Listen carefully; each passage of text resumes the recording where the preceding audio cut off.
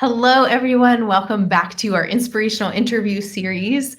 Today, we have a member of our very own group here who I'm super excited to share with you. Before we do that, I just want to remind you all that we are going live using StreamYard. So if you wouldn't mind giving StreamYard permission for us to see your name, if you're here live with us, that would be great. And we are open to questions today too. So we'll check in with the chat throughout our session and invite those questions in. I do want to remind you all, we have the One Habit to Thrive Challenge coming up, the summer edition, August 5th and 6th. If you're interested in registering for that, 2 days of Ayurvedic mindset and behavioral science teachings. It's going to rock your world. It's going to be really exciting. And this wisdom from the East is really powerful and is part of what we're going to be diving into today with my guest, Victoria Taylor. So I'm going to bring Victoria on. Hi. Welcome. Hello. How are you today? I'm good. You know, I was listening to you talk about wisdom from the East. And one of the things that I always remember to say at the beginning of an interview is that I've been studying Eastern medicine and philosophy for, 35 years. I don't remember what it's like not to know these things. So if I say something that doesn't make any sense because you need like 35 years experience, for sure, stop me. Okay, Hannah? Okay. I'm good at asking questions when I don't understand. So we can do that. And same with folks that are viewing. If you have questions, type in the chat.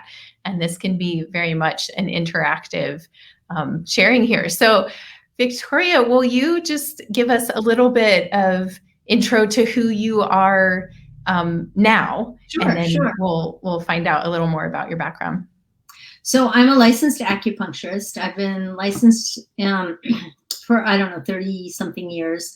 I live in Christiansburg, Virginia. My husband and I own the Old Yellow Sulphur Springs Resort, which is this amazing little oasis between Blacksburg and Christiansburg that's kind of hidden, kind of on purpose because we're severely uninsured. And so we don't want too many people here. But if you find your way here, you belong here. It's really beautiful. I can vouch for that. It's really, really a special place. And my husband built me an amazing healing arts studio on the property. I call it my Taj Mahal, my monument to his love. And it's about all we did when we moved here was build my office. That's why I say that. And it's 2 treatment rooms, and I share it with Tony Dancy, who's a Tui Na practitioner, who was actually trained in Floyd. There used to be a Tui Na school in Floyd, and he was trained there, and he's a fabulous practitioner and a great office mate. And I live here as well. Yeah, and you're the mama to 3 children. Yeah, grown. I have 3 birth children who are all grown and who all knew you in their adolescence. Thank you for the contribution, Hannah.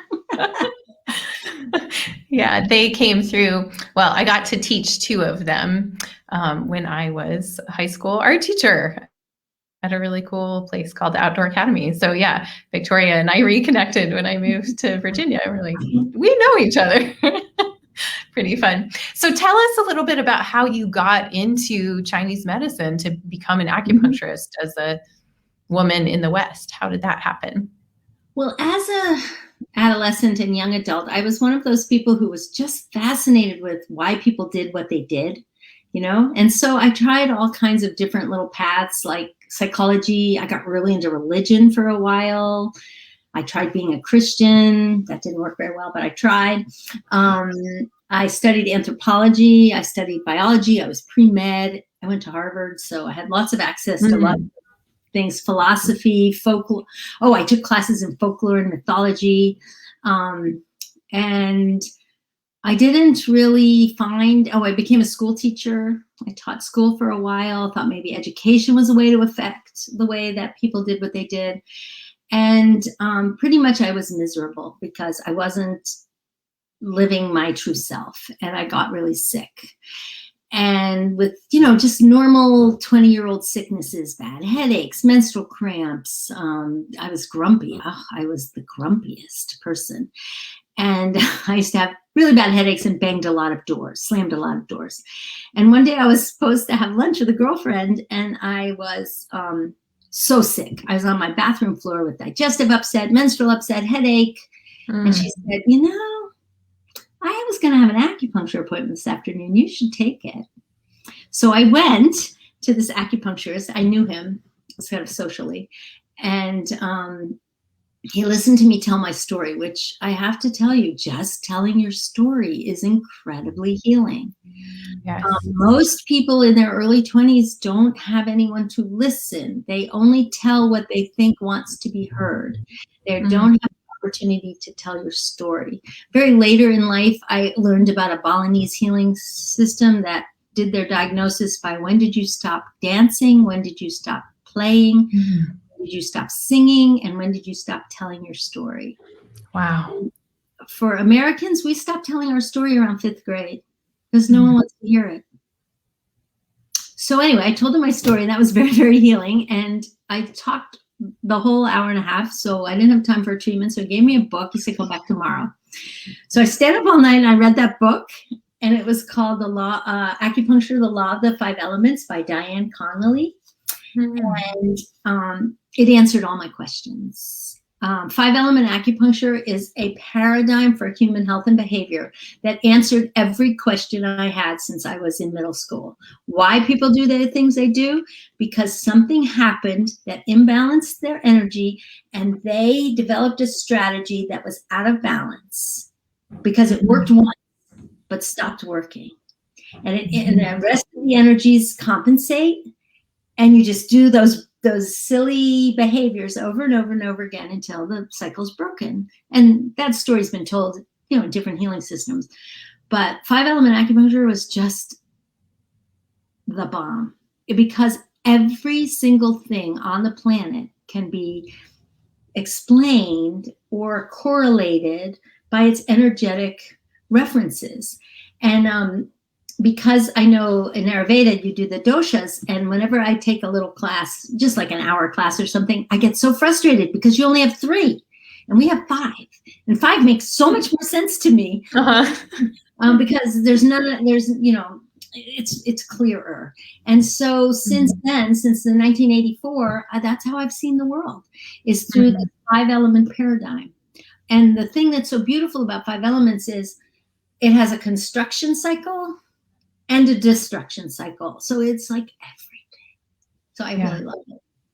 Yeah. Awesome. So you came to it through your own healing, and then you were like, this is amazing. Yeah. Right. We're all wounded healers, right? We get to heal ourselves and then learn the things and share them out into the world. So we were, and for those of you watching, if you have questions anywhere along the way here, feel free to tune in and I can share them with Victoria here. So we were focusing here on women's health. We were talking before we went live, and you were sharing some really interesting things just in terms of your own thoughts on women's health. Would you mind re-sharing what you were telling me? Not at all. You were so interesting. Tie it into what I was talking about before, because that was my problem. My energy was very stuck, right? I was very angry. I had clotty, crampy periods. I was slamming doors. I had this like wood. We call that in 5-element constitutional acupuncture, wood energy, stuck wood. People are more familiar with traditional Chinese medicine, which is a different vocabulary for the same thing. They might call it stagnant liver qi, right? And so that was what I had. And most women in the 80s had that stagnant liver qi. And it was really, really common because we were so angry and oppressed and didn't have opportunity to tell our stories. So we had this stagnant energy that manifested as menstrual cramps, metaraja, headaches, anger, bitchy, on the rag, that kind of behavior. That's very, very classic stagnant liver qi. And so I went to acupuncture school. That's a whole nother story, but it was wonderful. And when I first was in practice, that was a lot. I would say a third of my practice was menstrual and reproductive problems. Not even infertility as much. I did a little of that, but just stagnant liver qi. And it was,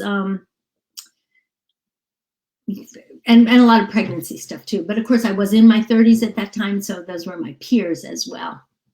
And but I don't treat that anymore. That's what we were talking about, you and I, is that people don't come to the acupuncturist. They come with stagnant liver qi, but their ticket in the door, my teacher used to say, it doesn't matter what's wrong with them. That's just their ticket in the door.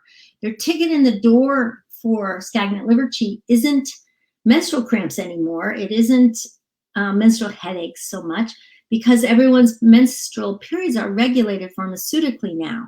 So they don't have that option. So they have to get really angry and break something. And then they come to me for their anger, or get divorced or something. You know, it has to go to a different level. So, yeah, I haven't treated a patient who came specifically for dysmenorrhea. I treated one last year. And literally that was at least 30 or 40% of my practice. Yeah. So it's so interesting to recognize like how, like you have the perspective of being in practice for so long and seeing how trends have changed. And that, so when we were talking before we went live, I said, well, so much of our menstrual issues are medicated, and they're also normalized. We don't think like, oh, if we're having menstrual cramps, that's our body sending us a message of something's imbalanced. We're just like, oh, that's normal. And then you said it's not just normalized, it's medicalized, right? It's right. Like the common conversation and what we're medicated for. In you know, it's common to be on birth control pills and to be on pain medications and to have anti-inflammatories too. That's another thing that happened since I went to acupuncture school is Advil and Aleve, which are very, very effective. In fact, we only had one pharmaceutical in our home. This is a story on me. In our home growing up, my children's home growing up, and which was Advil. It was like the secret. And one of my kids asked me recently, like, Mom, you're an acupuncturist. Why did we have Advil in our house? And you would, not whenever, because it was very rare, but, 4 or 5 times a year, I'd say, take an Advil. And I said, well, because in the 80s, when I had terrible menstrual cramps, Advil was invented. And it was the only thing that could manage my menstrual cramps safely and effectively. So let's add that to the list. So first of all, their hormones are suppressed. They're either on hormone regulating or hormone suppressing. A lot of people get these implants anymore and they don't even menstruate.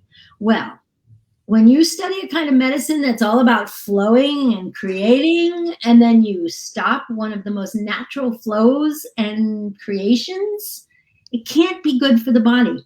Energetically, that creates so much heat and so much toxins. So people, that's why they have such bad skin, right? All the toxins have to come out some way. And anger, and all we don't have liver qi stagnation anger as much. We now have this hot, dangerous anger. It's different. So 5 element is so interesting because there's 5 kinds of anger and 5 kinds of depression and 5 kinds of, Yeah, and so it's different. And the treatment is similar but different.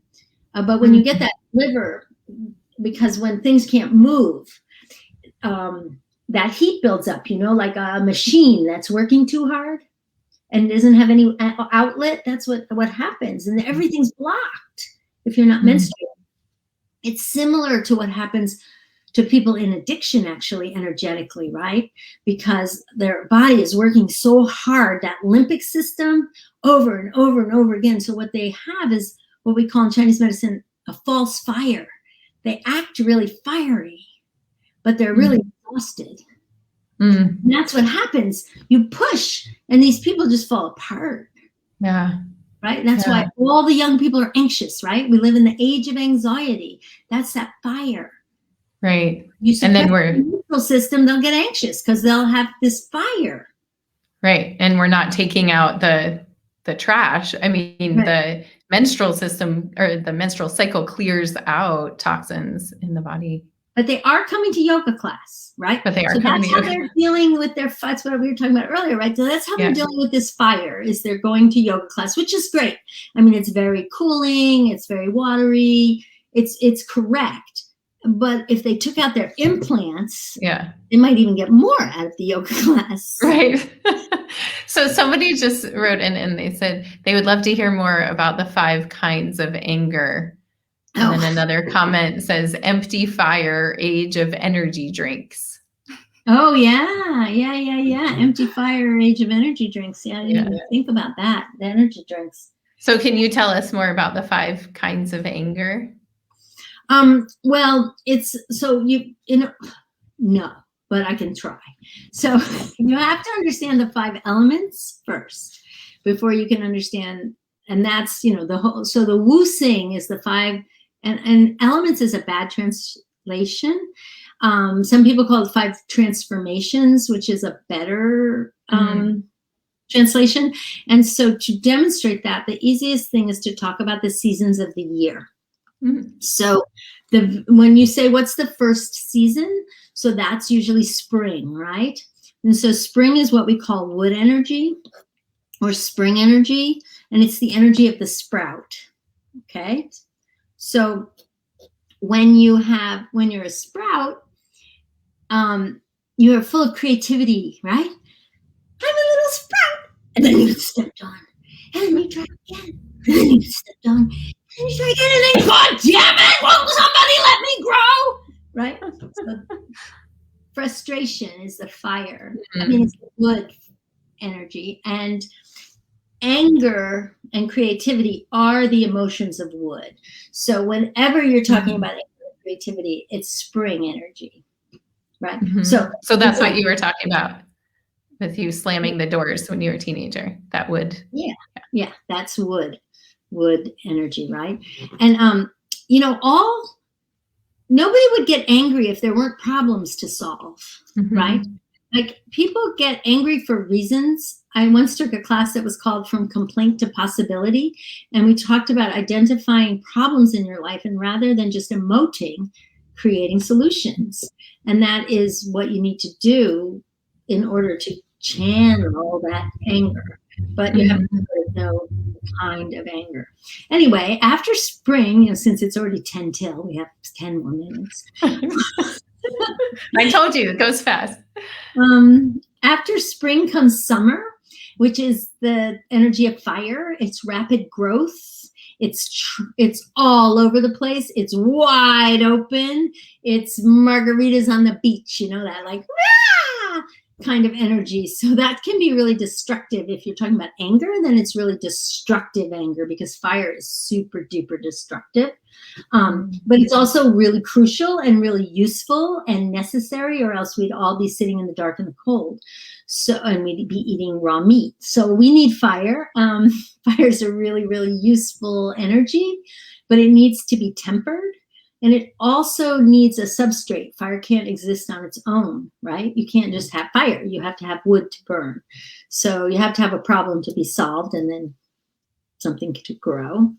So that's fire. And then after the fire burns down, you get the ashes. And the ashes turn into earth.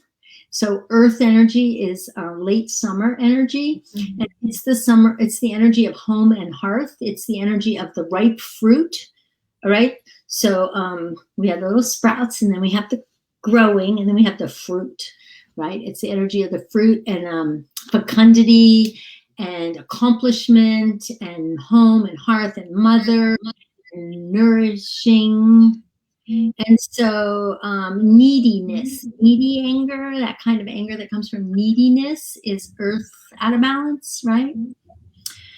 And then things start to dry up, and we turn into autumn. And autumn energy we call metal. And metal is the energy of discernment, right? It's when things contract and we get rid of what we don't need and what we keep. And so that's really, really valuable unless you get real judgy. So judgmentalness is metal out of balance. That sort of like my older sister.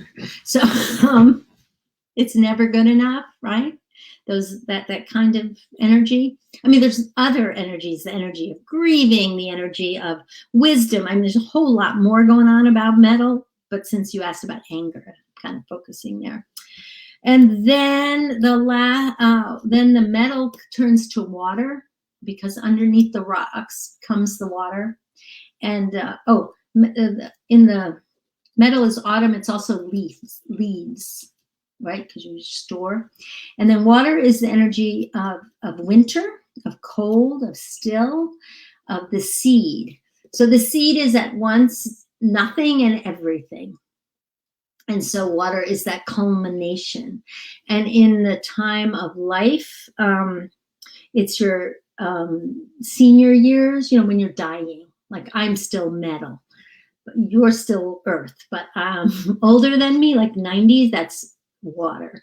And it is on the cusp. It's that liminal kind of energy between two worlds, water.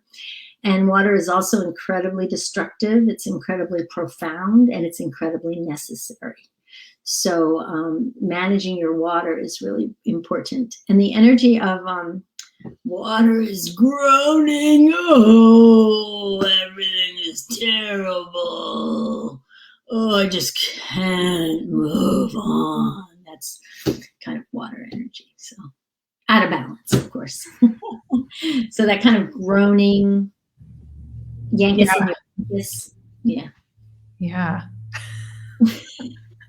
Wonderful. Of the Wu Sing. Yeah. I think you have some acting in your background too. No, it's just how I keep my clients and students interested. Oh. No, that's wonderful. Sparkle. No, it's great. Yeah, so that's a wonderful just little snapshot. With a little bit of our remaining time, I'd love to tune into a little bit more of that, like metal into water transition. A lot of so I work with a lot of women pre, during, and post menopause. It's interesting because I haven't yet gone through that transition in my own life. And what I see is that there's just not a whole lot of like cultural discussion about, there is more and more, but it's been kind of like this thing that nobody talks about.